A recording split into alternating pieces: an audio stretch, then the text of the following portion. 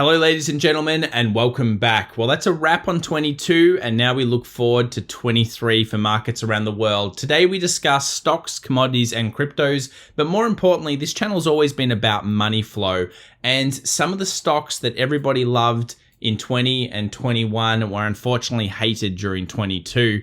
Yes, Tesla, Google, Amazon, Meta, and Nvidia were underperformers, but at the same time, if you were in certain sectors such as energy, you wouldn't even think there's a recession coming in the US. What have we seen in recent weeks? Well, things such as McDonald's, Walmart, and other defensives have held up very well, and these tend to be recessionary style plays. Let's discuss markets for 23.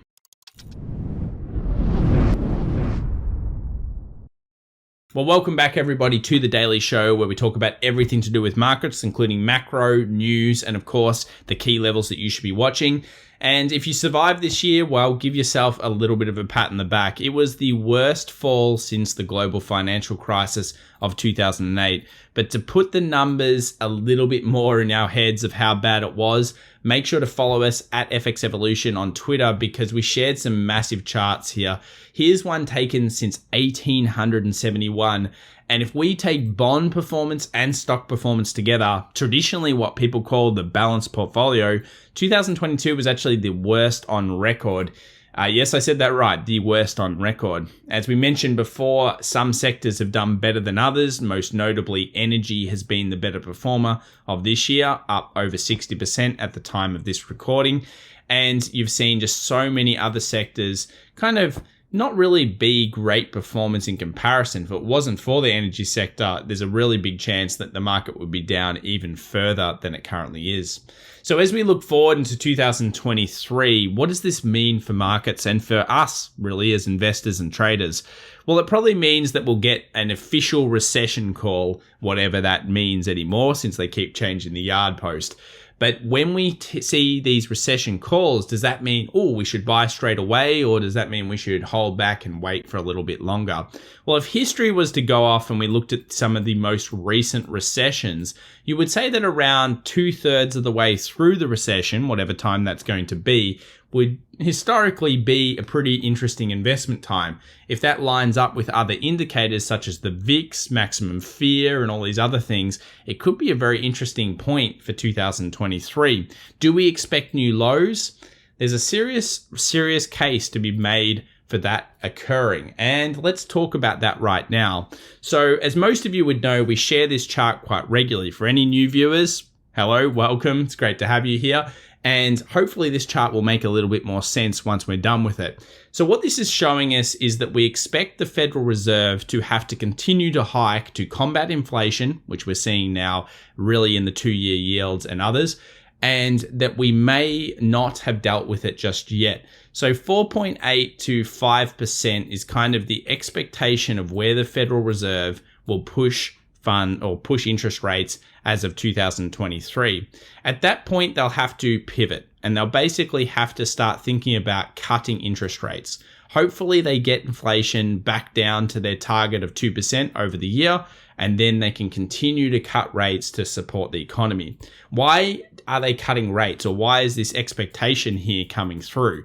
Well, a lot of it has to do with the fact that we're seeing incredibly big damage going on in the economy. And that's why so many growth stocks are also being brought right back down to earth. Q1 earnings, mark the dates. It's going to be super important. It is really about earnings now. 2022 might have been about inflation. 2023 is all about earnings. And Q1 and Q2 are going to bring the firepower of understanding options better than ever before, because we're going to see so much implied volatility. Now, why is this chart so important? Well, a lot of it has to do with what's happened over the last couple of weeks. We see here on the 28th of December, there's a big difference between that and, let's say, even the 11th or the 23rd. And you'll notice that the cut rate starts to slow a little bit in recent weeks. Now, why is this? Because, of course, of the breakouts in China, and more importantly, what the expectation is that the Federal Reserve will be able to beat inflation. That's why we're seeing so much down pressure on these tech stocks. It's all got to do with the fact that the Federal Reserve is not going to be able to cut as fast, and that's a massive problem for markets. It's also putting pressure on the likes of TLT and, of course, high yield bonds and all of these types of things. We'll take a look at those charts later on today's video, but this is a very, very important thing to understand and will continue to be so. What's another big thing, or a big, I guess you would say, discussion point for 23? It's got to do with tapering. And while this chart's not the one I want to be talking about too much, we'll bring in a special video once I'm off the holiday and I come back to the main kind of machine and can make you guys really great videos again. But this particular chart shows us that the Fed is going to be, no doubt, probably starting to think about pivoting and moving away from tapering and moving back into stimulus. And a lot of people are starting to draw a very fair calculation, which is that they believe that the crypto bottoms are going to be somewhere around where the tapers are taken away. And this is what happened last time during the crypto winters, and it makes sense that it might happen again for markets and those types of points. Remember, this is the most powerful central banks in the world. When they make a switch, you have to switch mentally as well towards what they're trying to do. They say don't fight the Fed. Again, it's going to be a big story in 2023. We don't want to fight them now, and we probably don't want to fight them when they make the shift. And I'm pretty sure they will have to do a shift to try to support this catastrophe that's really going on. Here's the chart of all of our favorite sectors during 2022. And you'll notice again, energy, materials, and then we've got utilities, staples, and healthcare, all defensives, being the best sectors of the year. Always remember that whether it's 401k funds, super funds, pension funds, whatever you call them, they have to be invested in the market to a degree. And they also usually don't want to lose too much. So while they're invested, what are they going to do? During bad years, they'll run into defensives. During good years, they'll go into growth. Now, what do we expect as a big discussion point of 23? Well, I think gold, which has been, you would say, more of a sideways investment for the year, may have its standout year. If we're seeing interest rate cuts, that's actually a good thing for gold. If we're seeing a stagnation where they're having to hold interest rates at a really high level for longer, that's also a good thing. Remember, stagflation is one of the best performers for gold. That's one of the asset classes I think a lot of people have probably overlooked, and now they're starting to come back into and saying, well, maybe this is the asset class for me in 2023. Of course, practice your own risk management on all of these things. Let's have a look at what happened for the last day of the year, just out of interest. And it wasn't really that much. We saw a mixture of some asset classes up and most of them down. It was basically a slightly flat to down day. And the reason why was because specifically it was all about options expiration. We'll have a look at that chart a little bit later on and just see how good they were at holding in the middle. Some of you by now will probably know about the JP Morgan collar. Some people expected that's why it sat at those levels. I think there's a little bit more to it than just that, though. Definitely, max pain was reached through the end of this year. Kind of fitting when you think about 2022 as a whole. Maximum pain, it really was that year. Let's have a look at the VIX now, and this is going to be a really important chart for 2023. When the VIX jumps above 35, if it can do so, that's going to be a huge point. And if we look through history and we go through all of the points of the VIX, traditionally during recessionary periods, you usually see a really high VIX read. Now, we're not saying that's going to be like these epic ones of 2020, but you generally want to see like a maximum fear style scenario. If you go back through history here, you'll see so many max fear reads even during non-recessionary times, and they've basically shown us the bottoms being close to be in. As an investor, that's something that people look for. We'll be looking for a 45 plus VIX in 2023. Will we get it? I kind of hope so, because it will actually prove that we've seen something that could be the bottom. Right now, it's more of a confusion. 35 plus VIXs kind of looks like 2007, 2008, where we got a bunch of kind of volatility, drop back down, and then all of a sudden spiked massively. Everyone's drawing that comparison. I've drawn it many times. I don't think we get anywhere near these kind of VIX levels, but certainly it's something that we're considering. We really want to see the VIX above 35 to point out something. Now, everyone's been messaging me with this, and they're saying, Tom, what do you think about this PCC? Look at the PCC. It's going crazy. Does that mean that the market's going to crash? Well, unfortunately, since 0 day to expiration options have become such a big thing, the CBOE read for the PCC is not as useful as it used to be. We've used it a lot on this channel, but I didn't bring it up for a few reasons. And the main one is we saw huge amounts of hedging going on for Tesla and for Apple this week. Now, what that ended up doing was these options expirations, because they're zero data expiration going on all over the place, when they see huge hedging, we're getting these massive reads. It doesn't necessarily mean there's huge amounts of puts jumping around in the system and everyone should go and start buying the market. It may buy up, which we'll look at later, but that's not really the reason. Unfortunately, PCC has become more useless over time than useful, and I wish it wasn't that way. We'll do another video explaining this in a little bit more detail. Let's move over to the US 10-year. We've seen 10-year and 2-year rising in recent weeks. This is probably based on China's opening up and obviously the expectation that they're going to, let's say, export inflation to the rest of the world through that opening process. And 3.88% and 4.42% are not exactly positive reads here for the market moving forward. It just shows that the Federal Reserve may have to hold interest rates a little bit longer, as we discussed before. What markets didn't like this? Well, of course, we saw high yield corporates start to do poorly. We do know that if if the market, say, goes up and high yield corporates go down, we know that that's not good for markets. We saw it before, back during basically a 17 to 19% drop off for the SPY, and it's happened a lot in 22, and I would expect it to be very similar in 23. High yield junk bonds, because remember, these are junk bonds. They're dodgy, really. These are the ones that you should be watching. What about TLT? Everyone's messaging me about this. I actually don't mind this level. Look, treasuries are part of course, the tapering as well. And I think there's so many factors at play. The Japan bonds, what they're doing there with the US, with the JP10Y, all of these things come into heavy factors for TLT. Do I like this level? Yes. Do treasuries tend to be one of the better investments during recessions? Yeah, they do. And historically, they have been. Of course, that didn't work in 22, though, because of the inflation component on top. But this is a very interesting level, and we've had this box here for quite some time. When everyone was going psycho about it a few weeks ago, I definitely thought this was a lot better. Is it a trade? Maybe not. I mean, it's more of an investment style philosophy. When you're looking at TLT, that's the way you're kind of approaching it. Proceed at your own risks, but this is one that's come back to what you would think is a fair level. And when you put it in perspective, it's not exactly expensive based on the history. You can see here, based all the way through the history, treasuries are right back down to where they were over a decade ago. Let's move over to the US dollar. Now, this is one that I didn't expect to be down as much as it is. Now, of course, the trend is down, but we never saw that new break high. It was really disappointing. And why that was a little bit disappointing is because we had the long leg doji. We obviously had that nice wick rejection, and we didn't quite make the high to get the follow through.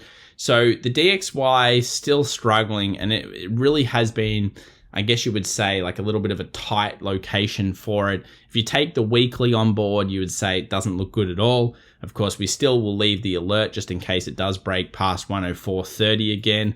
And if that does end up occurring, then we have to expect probably rallies to ensue. But the US dollar, that was the trade of 22. I doubt it's going to be the trade of 23 unless you want to go against it. And this is mostly because the economy is weakening due to what the Federal Reserve's had to do. And that's why when you get rate cuts as well, it becomes less desirable to own US dollars, plus the whole Japanese yen situation as well. All of these things are taking a heavy factor on it. I will say this is not a period of time that I really like for currencies, and I'll explain it using the odd US dollar. And I know some of you won't care about this, but I just want to really reiterate the kind of risks that are in the market over the next couple of trading days. So you'll notice this outlier point back in 2019. And what happened was illiquidity occurs, especially in currencies at this time of year. And you'll notice here that the odd US dollar dropped basically from 70 down to 67. And that happened in only a few minutes. So for scalpers and day traders, sometimes it's best, especially in currencies and commodities, to either check your spreads before going in. Very careful of that. I've seen some spreads widen massively over this period of illiquidity in the futures. Or to maybe take a couple of days break. Hey, you can do whatever you want. I'm just warning you that I've seen these types of things before.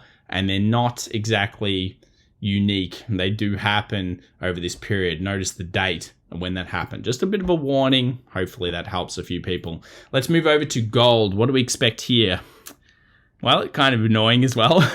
Gold still, technically it's bullish and it's holding those higher lows, but it didn't close above our long leg dojis. Look, if you're looking at this, you'd have to think, well, gold looks kind of long, dollar looks kind of short. Yeah, that would make, I guess, the most amount of sense.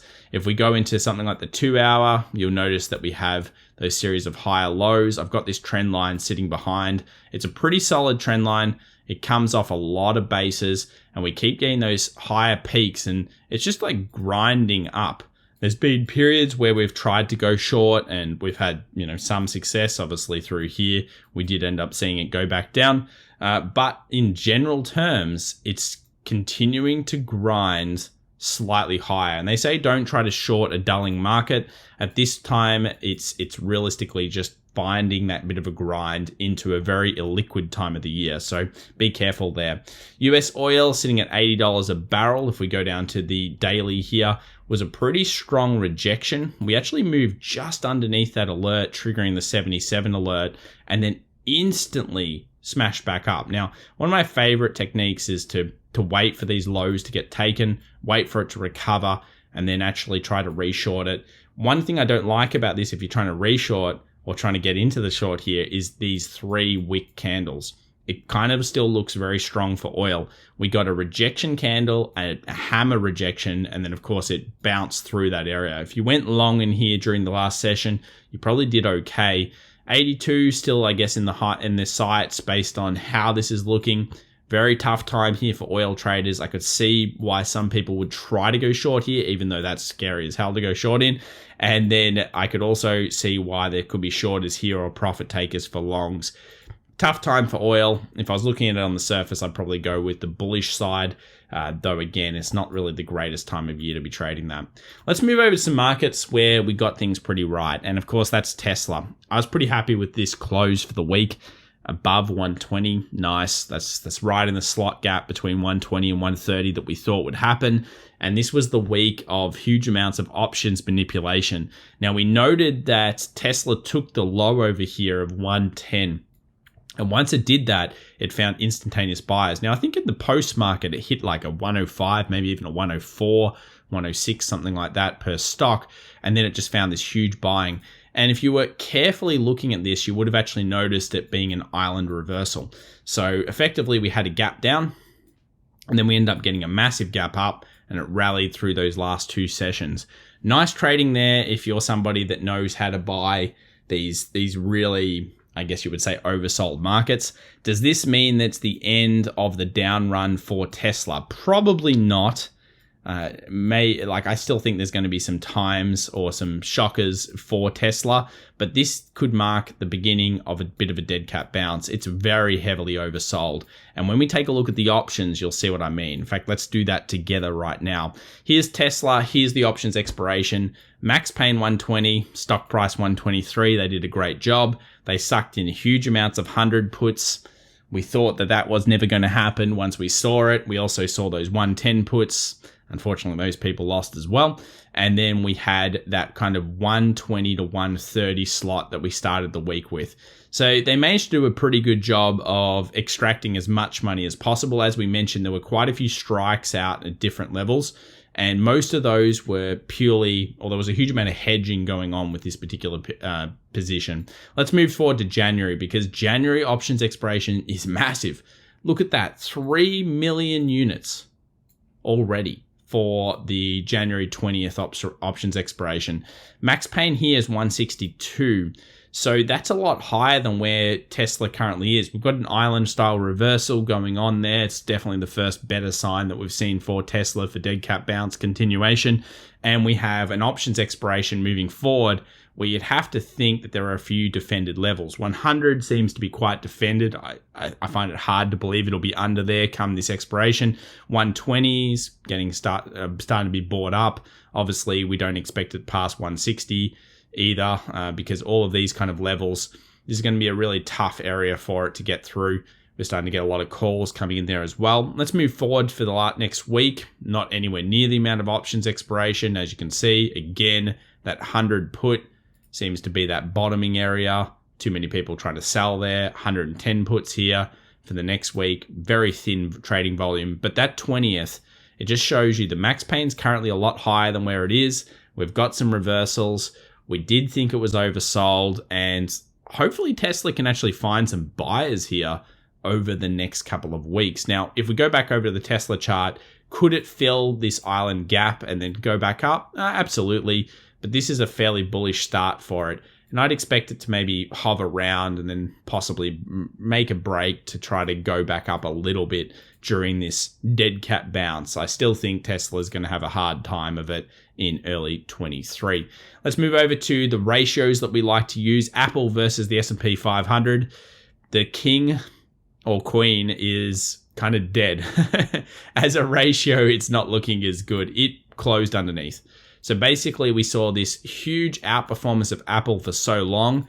It's one of the best performing big tech stocks. It really didn't take anywhere near the beating that the others did. But if we put this in perspective, look at that weekly. The weekly is closed below the ratio, and it looks pretty bad. If we go over to the Apple stock itself, again, we get a new low that's been formed.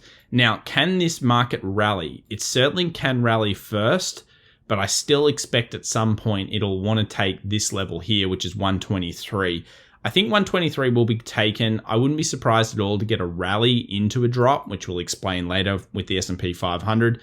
But let's have a look at the small time frames. Let's go to the daily here and the 2 hour. We'll jump into the 2 hour there.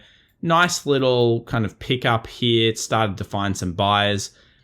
Where's the big problems? Well, we've said this for a little while. We've got some issues realistically around gap closes. So one of the bigger gaps that we've had is sitting here, this 143.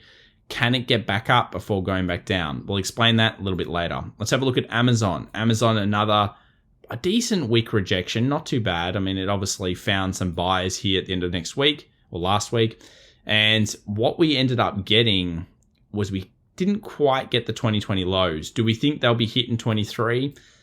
I'd say so. It seems likely that they do get reached at some point, and then we end up going underneath this 81. We've got an alert set for it just in case it does occur.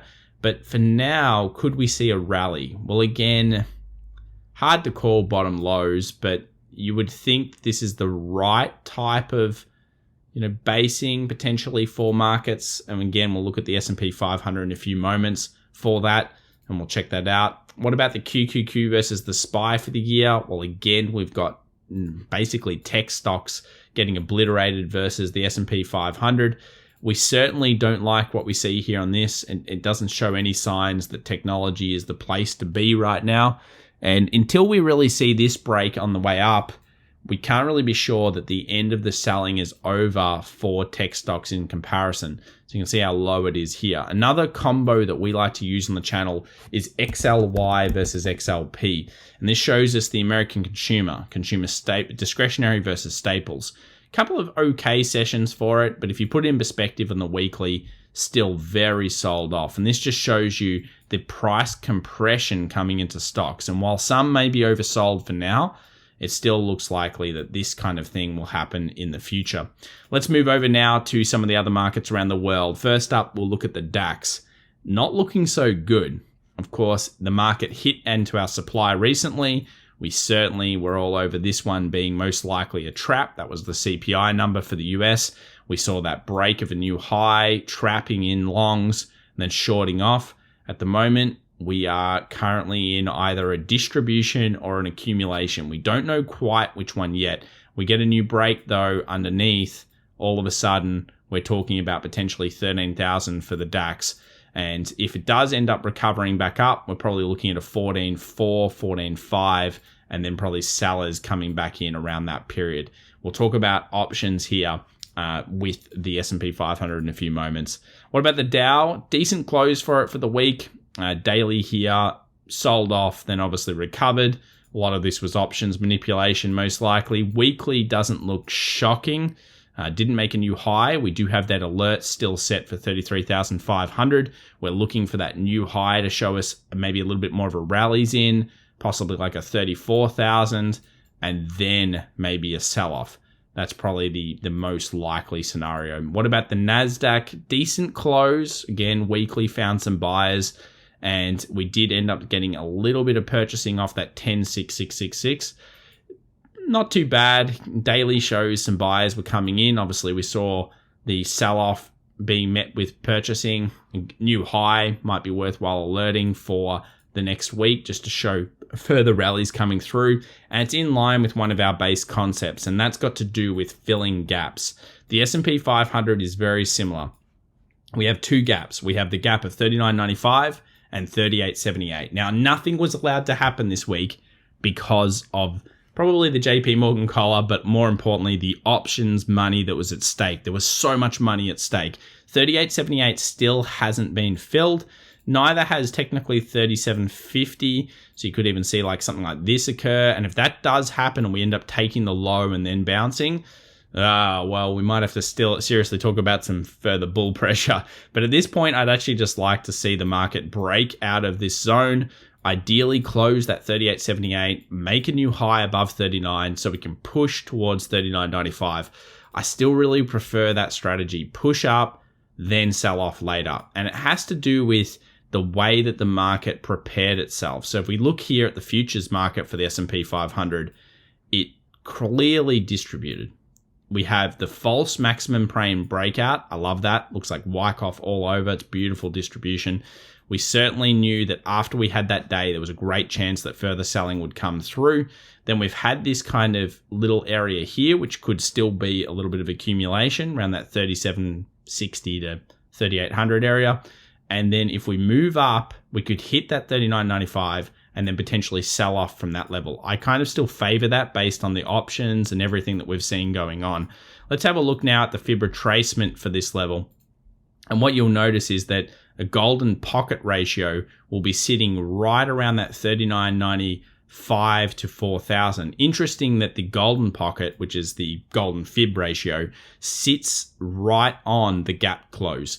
I still would love to see that level happen. Of course, we'll actually set an alert for it right now together for that level, because if it does happen, hey, that's where we could see some bears come back in. If you have that patience, and something that we've really brought into this channel, patience, react, don't predict. If you think about it, if that level gets reached, well, you've got maybe a little bit more of a plan. If you then see on your system bearishness starting to take effect, possibly that's giving you a little bit of edge for these markets. Let's have a look at the weekly just to check out what's going on. Basically two dojis after each other, long leg doji, a little doji as well. Equilibrium or fair value is really what's been reached again this week. And we don't have a break on the up or on the down, so we don't really know which direction's winning yet. It's a neutralized market, and most of that was to do with options. Let's have a look at this SPY here, the 30th of December options, 3.5 million units, maximum pain 383, and the close of the stock, well, the same price, 383. Yeah, there was a huge amount of manipulation. Now, last video, we talked about how we didn't think that the market could ever get under 375 this week. We were close to that price.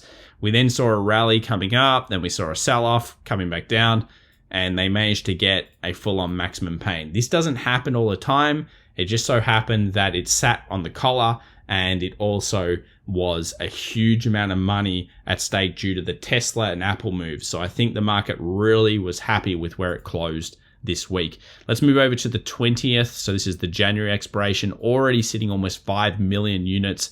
And what you'll notice is just so many puts. This is why we're kind of still favoring the upside. I love to see the selling side come in, but geez, there's so many puts. And I mean, it's not the put call ratio doing this. There's just a lot of puts on this options expiration.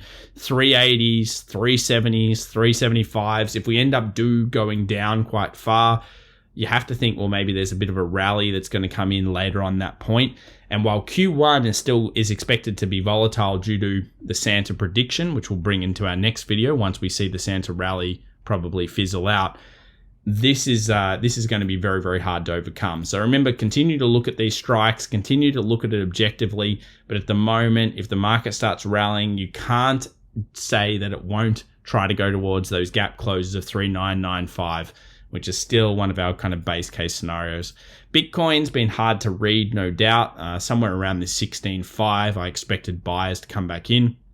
Nice little take here into the weekend where it just got above that 1666. I'd like to see buyers come back in for this over the weekend where it comes down maybe a little bit more and then finds buyers pushing back into that 16.8, 16.9. If we do end up breaking through 17,000, 17.5 is a very interesting zone with all of that structure during the base drop. I'd like to see this act as supply and basically sellers recommence themselves around here. But time will tell on Bitcoin. Tough market out there for sure.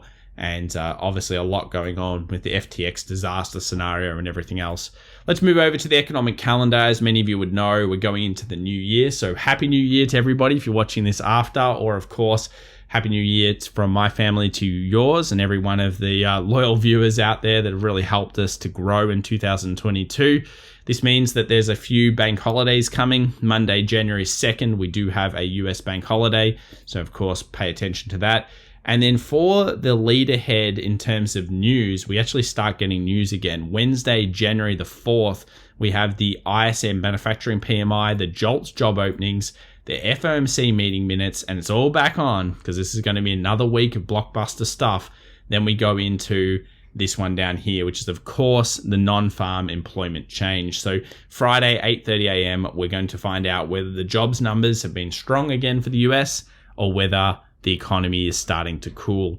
This will be one of the things that the Fed is following, along with, of course, ISM services PMI at 10 a.m. Good luck this week, everybody. Remember, in currencies and commodities and everything that you trade, check out the bid and the ask. The spread due to illiquidity can become wild at these times of the year.